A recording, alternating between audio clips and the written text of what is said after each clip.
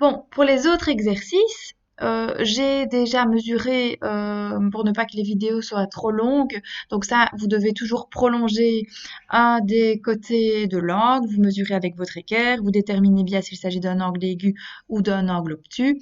Et puis, il vous reste à choisir le sens. Donc je vous rappelle que s'il s'agit du sens des aiguilles d'une montre, on dira moins.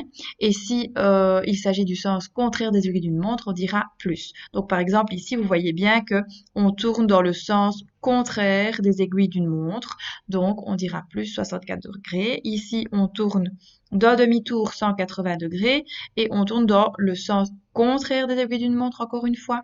Ici, on tourne dans le sens des aiguilles d'une montre avec 90 degrés.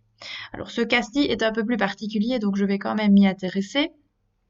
Vous voyez qu'on demande la trajectoire qu'effectue donc le point A pour arriver jusqu'au point B, donc il traverse tout ceci. Le problème, c'est que notre équerre nous permet de calculer, enfin de mesurer des angles de 180 degrés maximum. Ici, vous voyez qu'on dépasse largement les 180 degrés. Donc, il y a une méthode toute simple pour ça, c'est de d'abord mesurer l'amplitude de l'angle qui est inférieur à 180 degrés. Donc, si je mesure d'abord celui-ci, j'ai trouvé 100 degrés. Pour obtenir l'angle ici, je vais prendre le tour complet 360 degrés moins les 100 degrés pour obtenir le reste. Donc ici, je vais parcourir 260 degrés dans le sens des aiguilles d'une montre, donc dans le sens négatif.